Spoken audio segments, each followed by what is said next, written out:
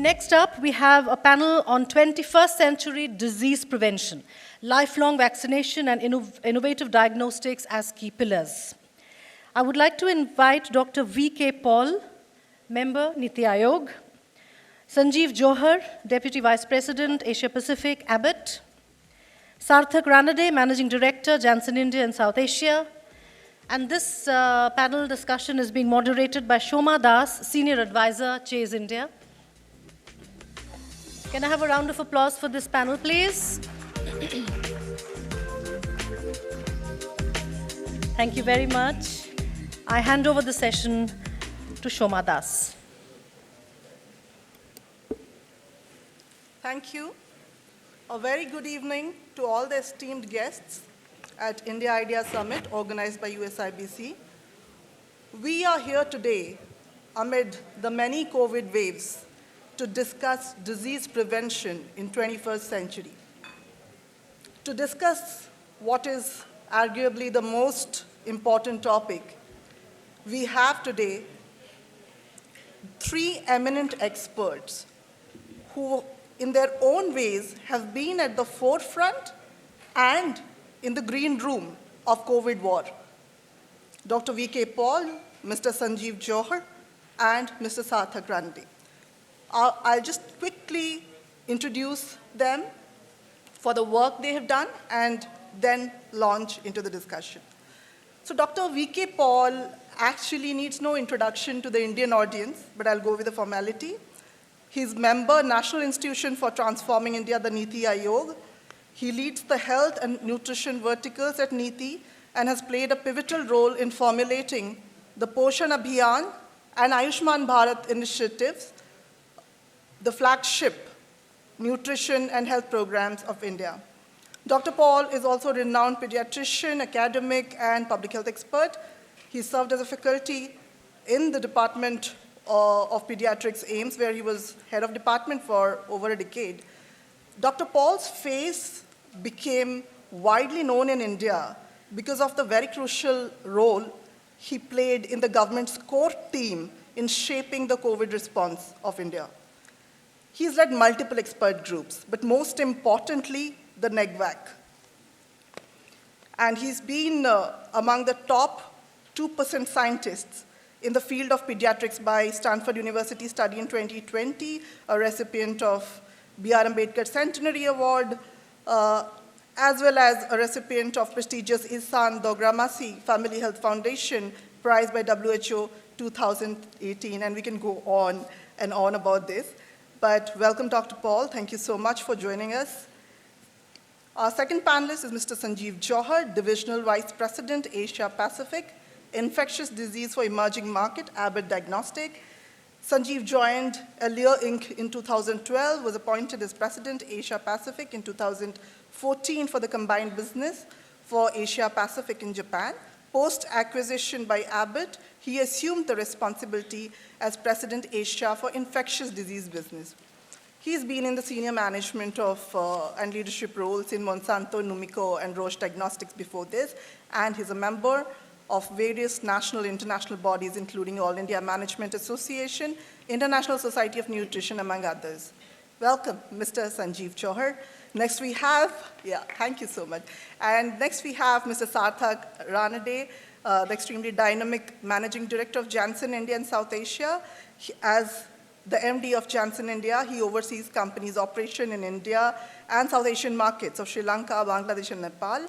Sarthak is a member of Johnson & Johnson India President Council, as well as Janssen Asia Pacific leadership team.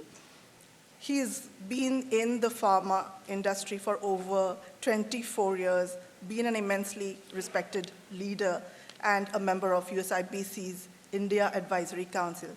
Welcome, Mr. Sarthak Ranade. Thank you for joining us.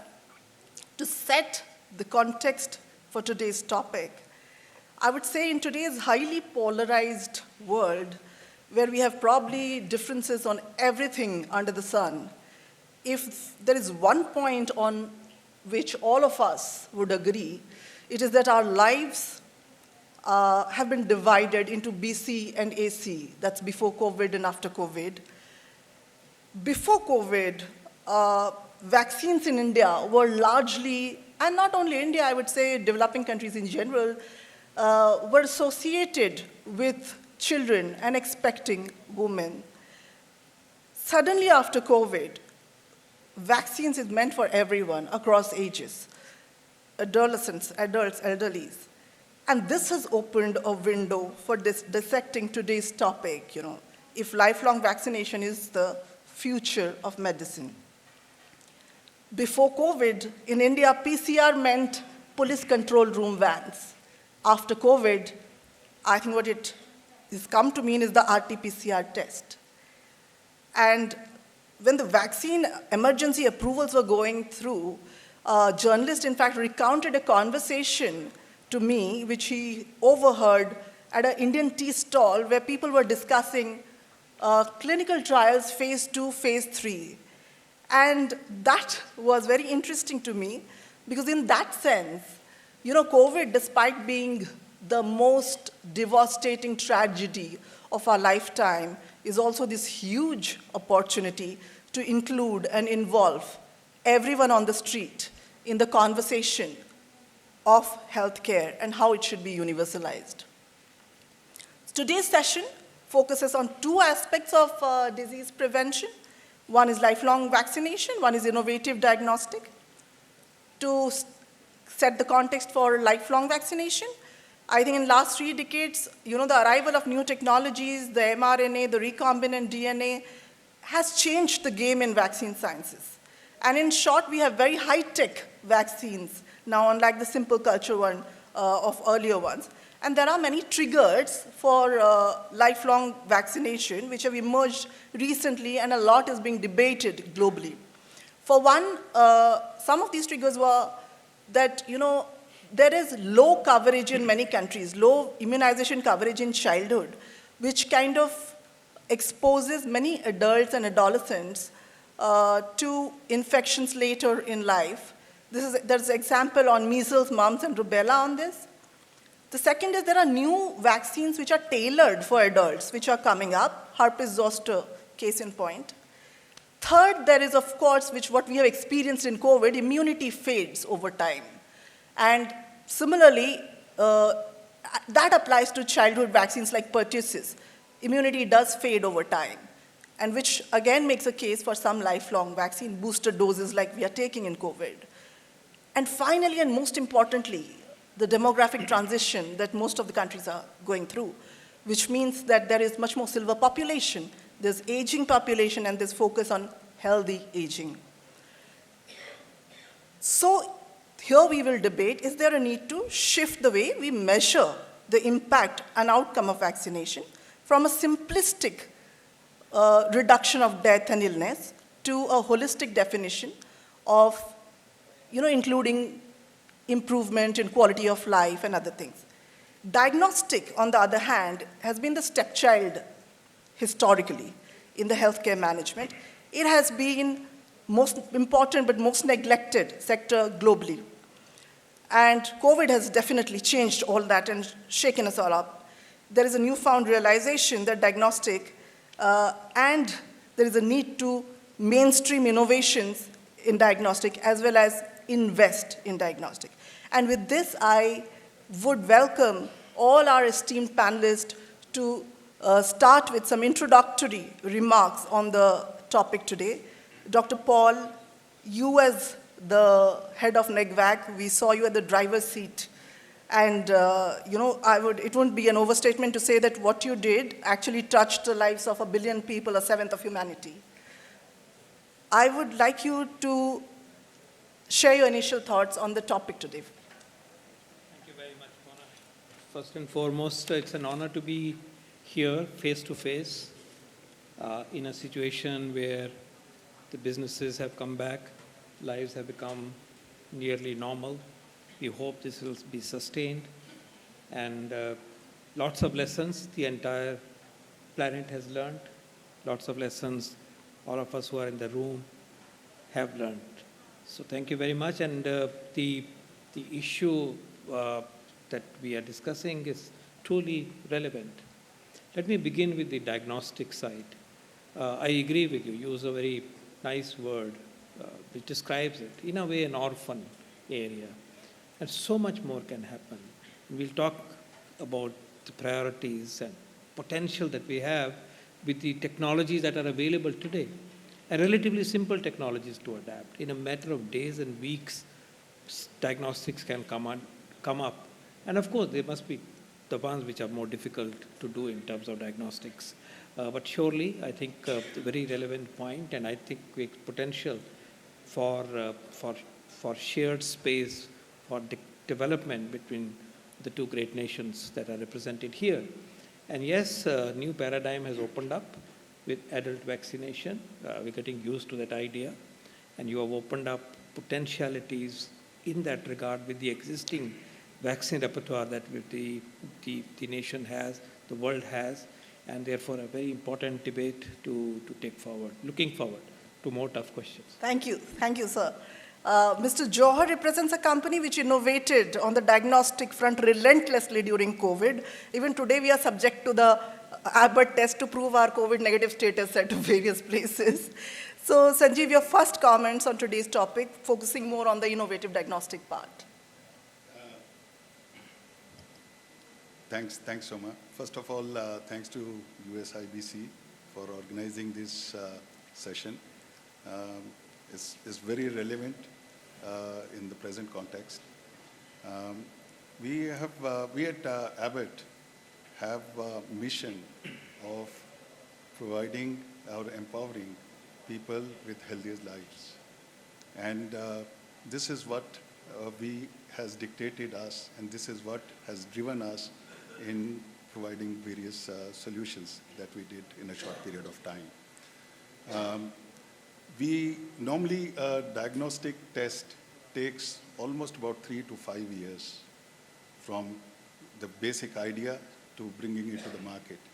In a span of 8 months, we launched about 9 products. Yes, true. And I think this shows the robustness of our R&D talent, and also bringing these products to the market. So what COVID has also shown us, that there is a need for point-of-care testing, a very credible, accurate, sensitive, and specific test, which can be easily used. And this is exactly we worked on. And as a result of which, several products which are not only used by healthcare professionals or even paramedics, but even the common people. For example, our PanBio self-test has empowered millions of people who had no knowledge about using a test and benefit from it. I personally believe that, and this is also as an organization, we believe that diagnostics, a patient's healthcare journey starts with diagnostics. And therefore, diagnostics has to be eventually decentralized, democratized, and also digitalized. So if it meets 3 requirements, I think that will be a good diagnostic tools. And there are several such examples, both in India as well as in other emerging markets of Asia Pacific. And we'll get into those as we progress. And Mr. Ranade represents a company which was at the forefront of innovating a vaccine, one of the first few globally, and probably the first single-dose vaccine. So Sarthak, your introductory remarks on this topic. Sure. Thank you so much for the kind introduction, Soma. So first of all, I want to congratulate USIBC for holding the 47th AGM, first since pandemic, and that too in person. So it's so good to be back again and having such discussions and meetings.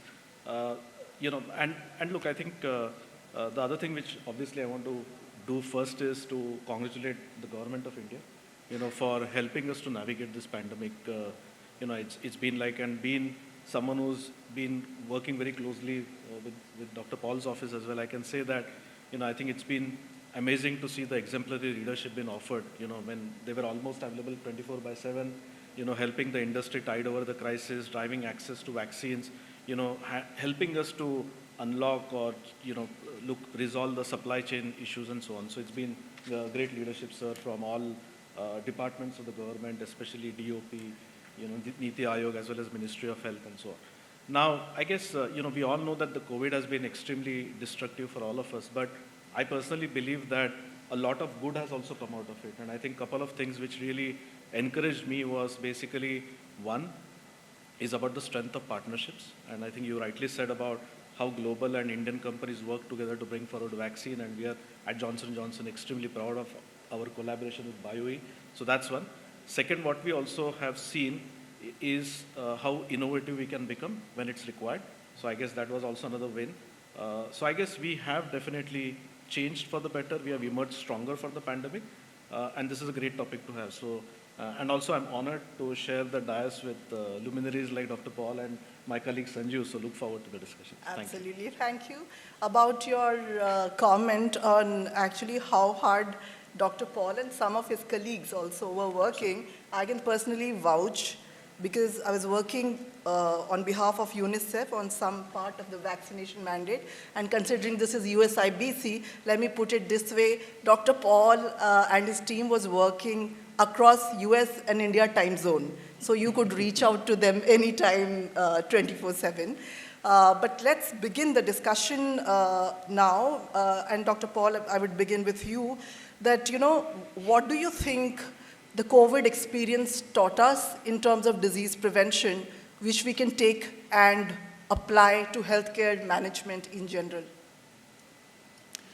Couple of things. Firstly, I think above all, this pandemic taught us that the scientific approach to outbreaks, epidemics, and then ultimately pandemics is grounded in fundamental principles of identifying a case, identifying the contacts, doing something about, isolating them, quarantining them, watching them for clinical illness, detect clinical illness where it needs care beyond, the home setting, and so on and so forth. So I think the fundamentals of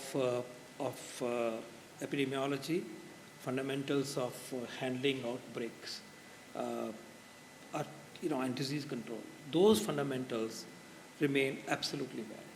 I think the nations which ignored them, the people who ignored them, paid the price. Nobody was perfect in this regard. It is not that every nation has ensured that every contact will be traced, every contact will be quarantined. No, it didn't happen. But those who followed that approach, and I can definitely say this for India, that we were very clear about having this approach, which we would simplify by saying test, track, treat, like that from time to time, stood the test of time. Second, I think in terms of the disease control, the other tools that are important, and I think I should begin by saying tools such as getting people to wear masks and have social distancing. This is a tool that will always be useful in the kind of pandemic that we've seen. It's not useful in every setting. Let's say in monkeypox, perhaps it will not be. It's a different approach. But those tools which are affordable, which are individual behavior change or the collective behavior change, will remain valid. So we must remember that. Third, the rapid technological development and deployment of technological tools is critical, and that brings us to this panel. In that sense, the multitude of tools. We needed PPEs, we needed pulse oximeter, we needed oxygen, we needed diagnostics, we'll talk more about that, we needed vaccine, we needed drugs. We didn't know how to spell remdesivir at some point, and then it had to be mainstreamed, and India supplied to 100-odd nations the drug, which was, it was a novelty for a while. So I think then getting the scientific tools with speed, delivering them on the ground was very important. And lastly, there's two more points. One, IT. IT is fundamental in today's fight against disease, any disease outbreaks and disease prevention for that matter. And last but not the least, I think people's engagement. Get people on board with the thinking, the scientific thinking, the thinking of the leadership, thinking of the people who are in the, steering the whole process. So getting people, ultimately, pandemic have been handled by people. And wherever there are successes, it is the people who made it happen. And more of this can be done and should be done. And what binds those who are on the policy and program side with people is trust. So I think if I have to quickly say the lessons, these are the lessons, and orchestrated by a leader, by the leadership of a nation which leads from the front. The sixth thing. Thank you. Yeah. Yes, thank you, sir. And vaccines became the primary shield in this battle against COVID. And suddenly, we saw this industry and multilateral organizations and government working so seamlessly, which was almost unprecedented, before COVID. And so this experience has sort of led to breaking of this perception that vaccines are only for children. Yeah. So Sarthak, what do you think the lessons are for the industry from this experience? Yeah. So, in fact, as I reflect over the last 2-3 years and the way we navigated through the pandemic, I get reminded of what our earlier global CEO said. And he said that, companies like Johnson & Johnson are built for times like this. And I think that's what every employee of Johnson & Johnson was focused on. And it's not just, I think what is encouraging and interesting to see is that many of the innovative companies, including Indian companies and MNCs, they all really worked with breakneck speed and discovered and deployed a vaccine within just 1 year. And Absolutely. That's really commendable, right? Because many of you possibly may not know that vaccine discovery and development is a long process. It usually takes on an average 7 years. But here we were, companies from India and US and other parts of the world, really bringing forward vaccines. So that's something which we need to really celebrate. And the other thing which I briefly mentioned in my introductory remark was about this whole unprecedented collaboration which we saw across stakeholders, right? I mean, look at examples of Astra working with Serum or we working with BioE. I think this was what was required to mount a global response against this pandemic. So there's a lot to celebrate, a lot to see. And of course, if I have to quickly talk about what lessons learned, and maybe before that, I think you raised a very important point about vaccination. I mean, traditionally it's been associated with infants and children, right? So adult vaccination is not really picked up. So that's something which we need to keep in mind. And if I have to conclude very quickly by saying what are the top 3 lessons we learned, I think first is this pandemic very clearly exposed the fault lines in healthcare, right? True. And I guess every government across the world realized that you need to invest in health. And we're so happy to see that the government of India is also investing a lot of health, because everyone is realizing that the wealth of a nation is through the health of the people. So that remains. The second thing which again is possible lesson for us is that what good we can do, we can come together. That's whole spirit of partnership and collaboration. And I gave these examples of Indian and American companies and other companies working together. And last but not the least, I think, when we all join hands together, we really can be innovative. And I wanted to give a very real story here, which is very closer home, and I think it's very interesting.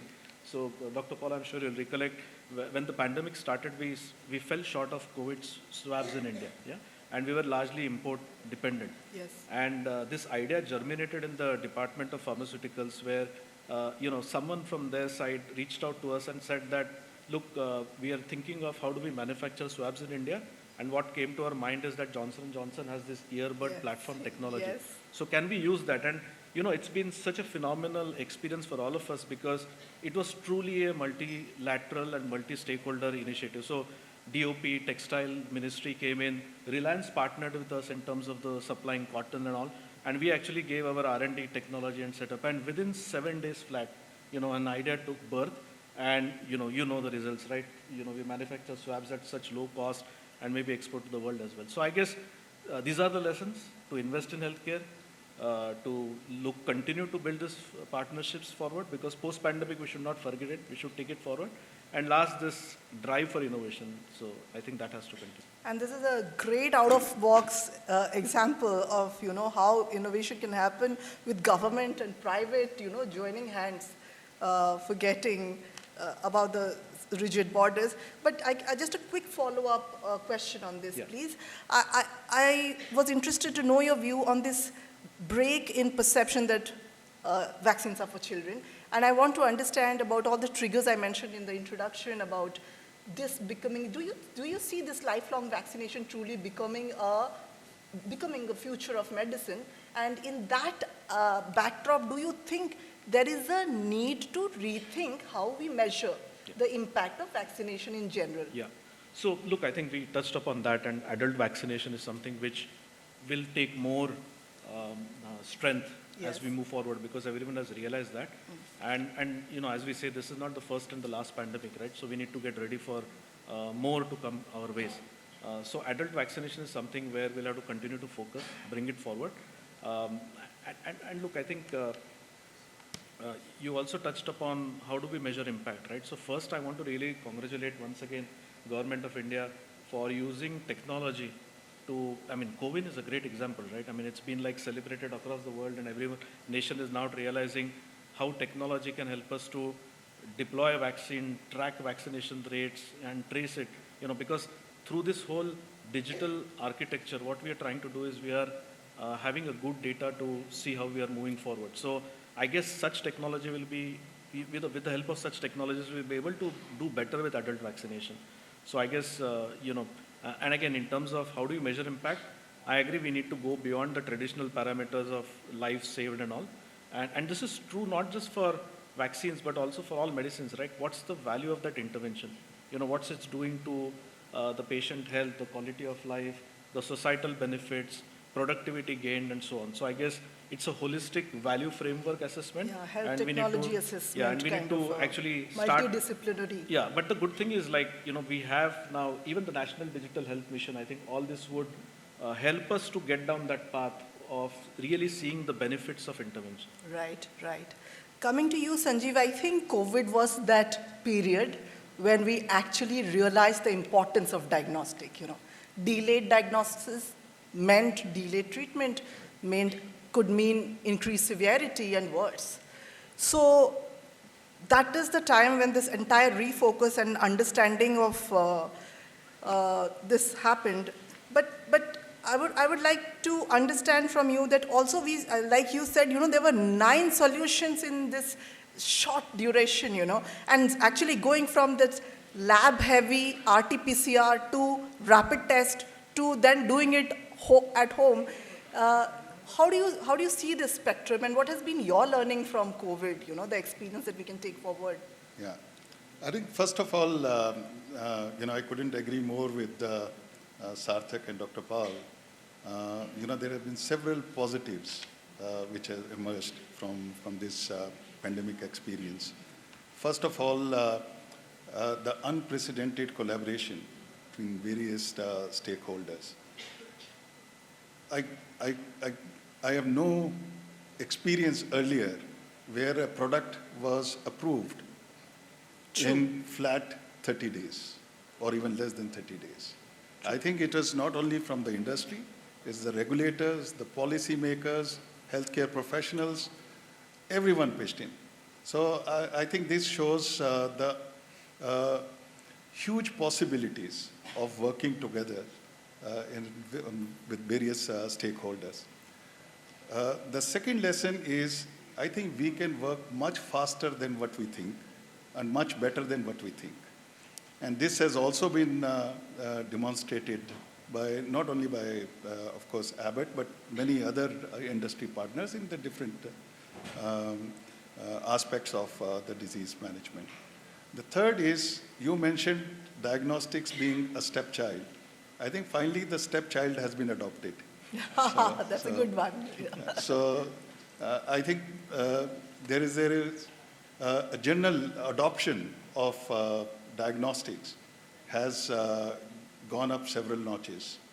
And lastly, I would say that from presumptive diagnostics, time has come for us to move to differential diagnostics. You know, look at an example would be, you take COVID and flu. Yes. The symptoms overlap. True. You do not know whether it's flu or COVID. True. Now we are in the process, we have just launched a product, a single test which can differentiate between flu A and B strains and COVID. So, because the treatments are different. True. Yeah. And lastly, I would say that there are 2 sets of countries across the globe. The countries which tested and treated, and there are countries that only treated. If you see today's Times of India, on the front page it says that overuse of antibiotics. Very true. So, because that is a result of presumptive diagnostics. Absolutely. And if we were to move to differential diagnostics, this can be controlled and the consequences of overuse of antibiotics. Absolutely. So I think there have been several examples, several positives. But this has also opened up immense possibilities for taking diagnostics to the rural areas or resource-constrained parts of the geographies. Yes, and thank you very much for that example on AMR. We don't know what is happening to AMR and what would be the revised estimates post-COVID on AMR.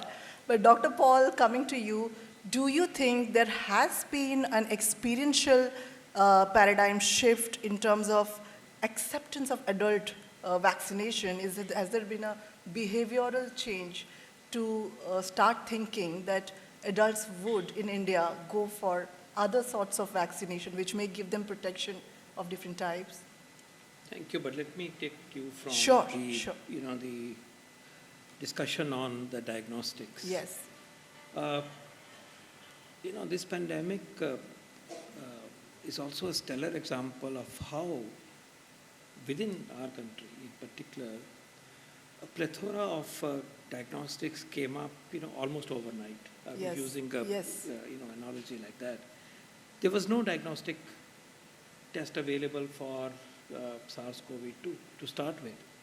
We were dependent on, some supply from this country, that country. What I wish to let everyone know is that in a matter of, say, weeks to a few months, ICMR validated something like over 96 Indian diagnostics. Yes, within 3 months of time. Within 3 to 4 months. RT-PCR, and the whole range. Yes. So 96. I mean, this was a hidden talent, hidden capacity in our industry, with startups, with our laboratories. It's an amazing story, and I think this should be celebrated in another form someday when there are technical events of that kind. We should really talk about it and see it in a more detail. Amazing. Nobody had hoped that this could happen. And then we had a test using CRISPR technology within less than a year. We didn't go far because cost disadvantage appeared too soon, 400 rupees, and things were available for 100. But the point is that frontier technology could be harnessed on the soil of India. It's an amazing story. So I have a huge appetite now for, challenging the industry and challenging the academia for diagnostic tests. One on that list is sickle cell disease. I know there's some available, but then again the cost is an issue. But we want to see something which is very, very affordable, which is very easy to administer. Even Sickle cell anemia, disease. sir. I'm coming to that. That's another one. The commonest disease of India is actually anemia and not hypertension or diabetes. It's anemia. Anemia, we have these glucometers, still not perfect, Yes. still difficult. Still, from UNICEF how difficult it is to scale up. HPV, we have something, but we could have something much better than that. Cervical cancer is a disease of the poor. And in vaccine, I'm just saying, can there be a vaccine, the same wish list against snake bite? It's possible. If you think like that, it's possible. So the point that I'm making is that this potential existed always, and in order to open up, new, reliable, affordable, point-of-care diagnostics in particular, is something which we should continue to push the momentum, and I think this forum can help each other to bring this up. We should draw up a wish list of 10, 15, 20. We should fulfill the requirements of not only of India and not only of diverse diseases, but also requirements perhaps for other nations, another continent up there. So I think clearly this should be something which should be pushed further by the industry, by the chambers of the industry, and take it forward. I would plead that we really, energize this sector. Having said that, returning to the theme of adult vaccination, I think yes, indeed, it is. India needs to go in that direction. And the first vaccine that one would like to take toward adults is the HPV vaccine. Mm-hmm. It's waiting to happen. We should have done it a few years earlier if we could. But certainly we are now at the point, at the cusp of taking forward HPV vaccine to our adolescent girls and more if need be. But certainly as a part of the national program, HPV vaccine should be thought about. What about the vaccines such as pneumococcal vaccine for sickle cell disease person? Easily doable. And we will load it onto our national program, for which we have a very, very strong grassroots presence. By the way, both are being talked about. Wow. That we would like to focus on HPV, we like to focus on sickle cell disease. So diagnosis is a challenge, looking for solution, but we can begin in any case till a more formidable diagnostic comes up. And then if you diagnose, it is incumbent on us to give pneumococcal vaccine to that adult, because that's standard practice, and India can afford to do so. India must do so. And these are the people who need the most. So I think to get used to the idea of adult vaccine, COVID has really started that process, and we should systematically examine that among the vaccines that could be given to the adults, what is the priority that we should think about. Priority could be generic for everybody. Priority could be, for example, HPV is for every girl, but it could be specific, pneumococcal for sickle cell disease, influenza for certain age group or above certain age group, and so on and so forth. So I think that debate and that discussion and that endeavor has truly started already. Absolutely, sir. And I think when we talk of vaccine, and especially COVID vaccine, and all of you have touched upon COVID, and COVID is this great example of how India successfully managed to do something lots of developed countries absolutely struggled with, and how the even was turned into this vehicle, IT vehicle, and unleashed from starting to monitoring vaccination implementation, supply chain, as well as things like digital certificate, which was not common in a lot of developed countries. Sarthak, if I may come to you, what has been your experience in the role of IT in strategizing supply chains and in product innovations as well? Yeah. So I guess you rightly said about COVID, right? I think this is an example which needs to be celebrated. I think we should all be very proud of it. And when you talk of technology, I think I'm reminded at the start of the pandemic, there was a joke which came on WhatsApp that who brought off digital transformation in an organization, and there were three options: CEO, CIO, and the third option was COVID. And we know that the answer is COVID, right? All of us, the way we have changed over the last 2 years in terms of adapting technology and appreciating what technology can do, I think it's here to stay. So there are certain good things which have come out of this pandemic. And I think, COVID or National Digital Health Mission and all, this is really what is going in the right direction. And to your point, in terms of technology is now getting deployed across the ecosystem of healthcare. I mean, if I've talked upstream, in R&D, today our global scientists are using artificial intelligence and machine learning to identify the right targets for drug discovery. So the whole drug discovery process is becoming efficient. You go downstream, today telemedicine is picking up so much in India. Supply chain, we're using technology a lot to track and trace and ensure that the right products reach the right patients. So I guess technology is here to stay. It's disrupting a lot of things, driving out inefficiencies, and we are so glad to be a part of this whole revolution. Right. To move back to diagnostic, Mr. Sanjeev, two questions I'll just quickly put. First is that, you very rightly said that the stepchild is being adopted, so it's no longer the blind spot that it used to be. And, but this needs an ecosystem as well. Diagnostics is not easy, right? You need a lab. The pathology needs a lab, and the imaging is itself a different thing. So it needs operational infrastructure. I think it would need workforce, and it would need financing to start with to do these investments. So how do you think we can really turn all the diagnostic tools and innovations in diagnostic to see diagnostic solutions on ground? And second, if you mentioned about some examples, and if possible, give us some successful examples that are happening in the Indian context, where we can see this succeeding, Yeah. See, traditionally, diagnostics was designed for urban centers. And if you see all the systems which came, I'm talking about 10 years, 20 years back, yeah, they were all designed for labs. They were all had a certain cost profile. They had certain investment profile, and so on and so forth. But now diagnostics is moving out of the labs.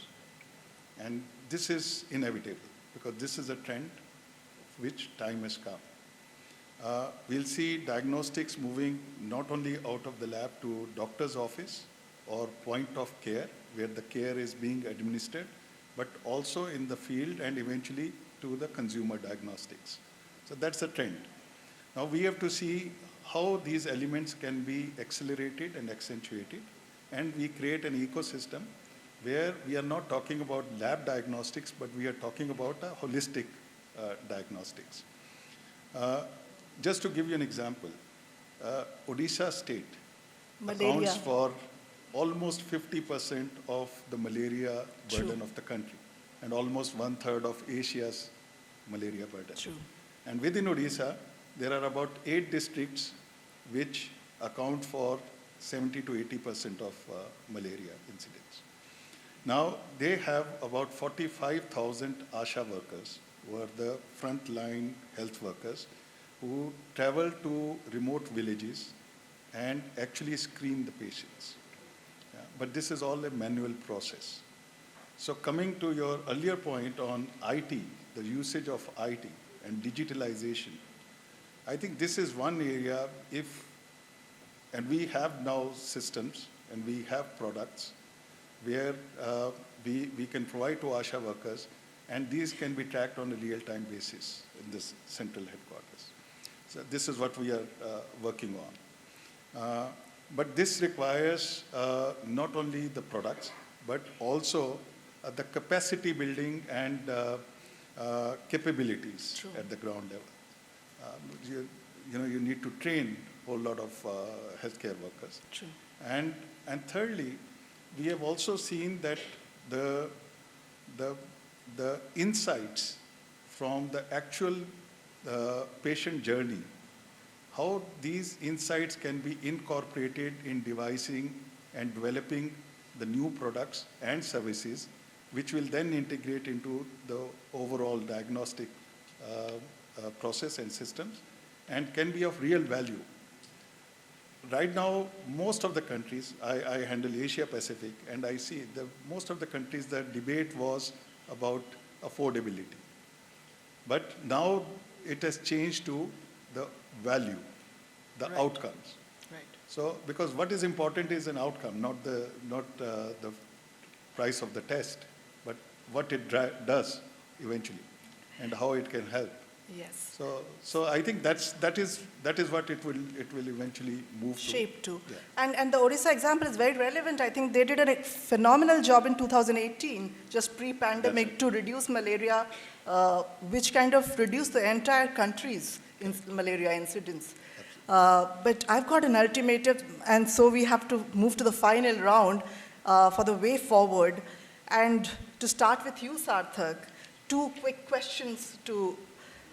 First of all, I think India and US, if you look at R&D of the US and manufacturing prowess, which was demonstrated during COVID in India, it's a phenomenal combination.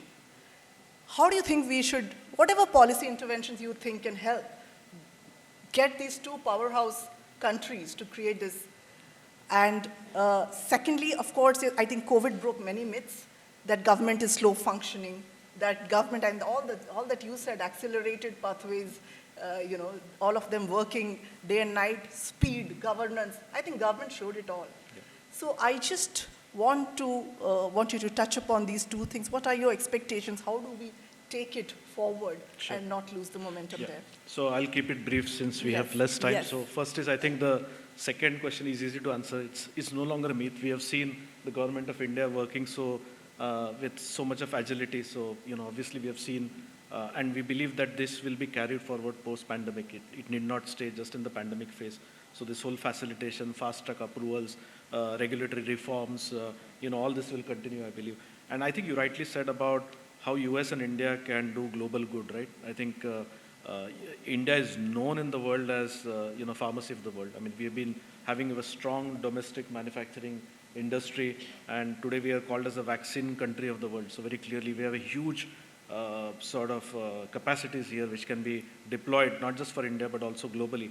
And what we expect basically to continue, and some of the schemes which the government has started about Make in India, PLI, single window clearance, I think this is all going to really move forward. And also, sir, it's very encouraging to hear, that India is now looking at going up the value chain. So it's not just about Make in India, but it's about discover India and research in India. And I think that should be the next logical step for India to go up the value chain.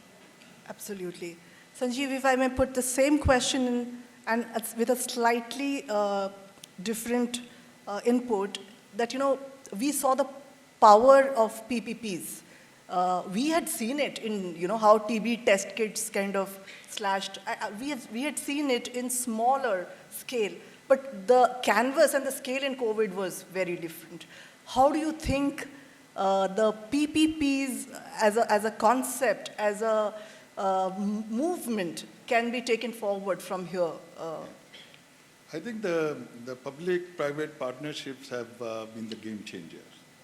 And this has been demonstrated not only in different parts of the country, but other countries as well, where we have seen.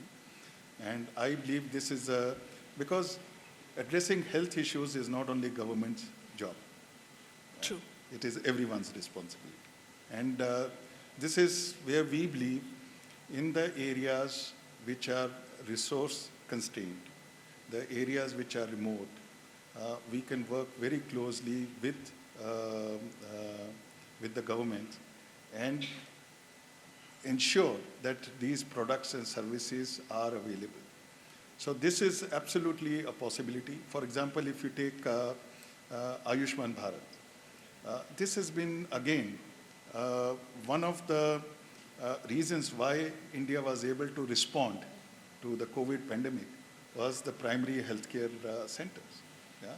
And that's the power of primary healthcare centers or the wellness centers. I think these can be further strengthened, and there are immense possibility of working with the state governments as well as the central government here in taking the PPP route to take the products and services to every nook and corner of the country. Absolutely. I think there's immense potential. Absolutely. And sir, I would come to you for the last word, but quickly squeeze in a question there as well. The Lancet Commission actually says that half of the people in the world do not have any access to diagnostic. And most vulnerable are those people in rural areas. Now, considering Ayushman Bharat and wellness centers are coming up, do you think this scenario would change? That's the last mile, the primary healthcare centers. Do you see this changing in India at least? India is clearly, decisively, and emphatically transforming its primary healthcare system. Sub-centers and primary health centers are being upgraded, shall we say, into health and wellness centers with defined criteria and defined packages of services to be implemented. We have committed to create such health and wellness centers to the tune of 150,000 by the end of this year, and we are on track. We already have 120,000 in operations. They provide, for example, sub-center health and wellness center has a provision for providing 14 diagnostic tests, 14. And the primary health center, health and wellness center has provision for 63 diagnostics. And of course, 105 drugs and 172 drugs, free drug and free diagnostics, of course, availability. And this will be further strengthened as we move along. From a limited communicable disease, maternal child health paradigm of our primary health care, we are moving to more comprehensive paradigm of non-communicable diseases, mental health, care of the elderly, eye care, ENT care, palliative care, and so on. So there is a transformation going on. And in fact, my wish list is truly in the space of diagnostics for this very area. And I was listing while you were speaking, sir. Can we have creatinine test on a chip? Because chronic kidney disease, sometimes in this whole discourse on diabetes, we forget that chronic kidney disease and chronic liver disease are not far behind in terms of mortality. The mortality, if I roughly say how many deaths, 250,000 deaths for diabetes, and I think something like 210,000 deaths per annum for chronic kidney disease and liver disease. Somehow, the stakeholders in those two spaces have been sluggish, and much less work has been done, and that's my grouse for them. But then, how do I screen for chronic kidney disease? How do we do it? So we need a diagnostic, either something in the urine, I don't know which one marker, but surely creatinine is the standard marker. Can this not be available from a drop of blood so that it is sorted out immediately? I don't have to take a venous blood to be sent to a lab, result to come like that. Then liver enzymes for, what is so complex about liver enzymes not to be available in a lateral flow pan-bio mechanism? I'm sure it must be easy. Think about hemoglobin A1C, because detecting diabetes, which occurs in adult population to the tune of 15% already, the ultimate goal is to have a person with controlled glycemic state. It's not detection. It's not even starting one of those 63 drugs for diabetes. It is the control. How do you measure control? We all measure it through HbA1c. So can that one not be simplified? I move further. Anemia, hemoglobin, and then not just hemoglobin, but type of anemia. Yes. Because there's a debate that you're all treating with iron and folic acid, but only half of them are nutritional. Yes. So if right from the beginning this can be sorted out, short of doing a CBC on a Coulter, it will be a game changer. We'll move further. The killer for children today is pneumonia, virus versus bacteria. And within bacteria, which one? Am I dealing with gram-negative in a newborn pneumonia, or it is still gram-positive? It helps a great deal. That goes back to the differential diagnosis. A marker for preterm labor that could be, triggered in a primary care setting. A marker for antimicrobial resistance. I think above all, whole effort must be made for antimicrobial resistance-related diagnostic products. Differentiating viral illnesses from bacterial, and within the bacterial, the type and the antimicrobial sensitivity, at least trigger or direction or a tracking, tracer tracking in that regard, and so on. So there is a huge space for this area. We talked about cancer cervix in that regard. We should be talking about other cancers as well. So I think this is waiting to open up. Absolutely. If we can make the same effort that we did in the last 2 years, this would be within our reality in less than 2 years, I guess. So we need to work certainly on this regard. I also want to add one aspect to the PPP discussion that was made. I want to let everybody know here that the Government of India funding was liberally offered to the vaccine developers and manufacturers. Practically all the vaccines that you see in vogue, and we used every platform, DNA. It was supported by the DBT's mission COVID Suraksha, 100 crore, 125 crore. So DNA vaccine, protein subunit, bio-E vaccine, Covaxin, the nasal vaccine, Genova mRNA vaccine, all of these companies were recipient of research money, which means a grant to a very significant extent. So we're very proud about it, and also the same grants also went for diagnostics development and whatever treatment modalities development that we did. So great working together, absolutely fascinating to work together, call, speak, pick up phone. I did so much with Yosna and yourself when we were doing a certain critical part in this journey. That's the way to work. And please be rest assured that regulatory processes must be streamlined, must be eased, and Government of India is committed in that direction. More you put pressure on us, more we will do in that regard. And of course, we have a new drugs and cosmetics. That's an Act coming up. amazing spirit to end So, this. because that's the way, it's a win-win situation for people of India, win-win situation for the two great countries, win-win situation for the planet. And if India has the opportunity to emerge as even a bigger pharmacy of the world, diagnostic storehouse, a powerhouse in the world, vaccine superpower, if regulatory processes are holding, we are duty bound to change them. Wonderful, sir. Wonderful. On that note, I think to sum up, this has been a silver lining of COVID, all the panelists. One line to Sure, say sure. that this space, by the way, is also open for animal health.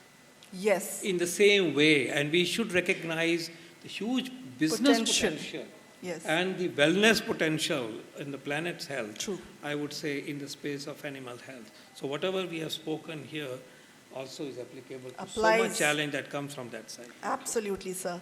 And to sum up, I think vaccines are undergoing this personality makeover, and very soon they will stop being seen as a medical event and more of a social process.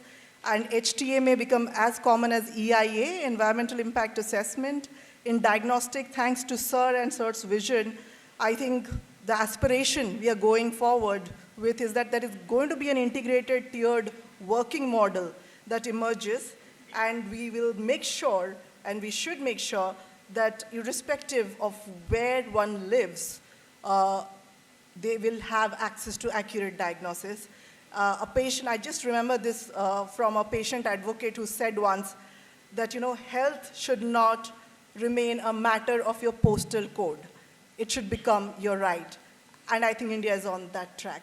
Thank you, everyone, for giving us a patient listening at the end of this event. And I hand it over back to USIBC. Thank you, guests. Thank you so much. Thank you very much. Amazing session, and thank you very much, moderator, panelists, for joining us this evening to discuss the importance of vaccination to stop the spread of disease, not just vaccination, but the imperative value of diagnostics for prevention. May I please invite upon stage Ambassador Keshav, and along with the moderator and our panelists, Mr. Sanjeev Johar and Mr. Sarthak Ranade, and I would request them to please present a green certificate to Dr. V.K. Paul, and as a token of appreciation for taking out the time to come and to share his valuable ideas with us.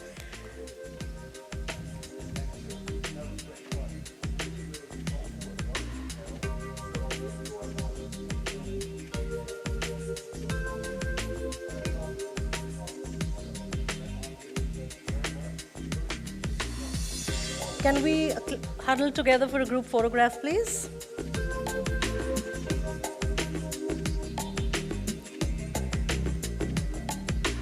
So the green certificate, as the ambassador just said, is an initiative of the India Ideas Summit. A cluster of 5 trees are going to be planted on behalf of Dr. V.K. Paul. Thank you very much. Another round of applause for that wonderful session we just had.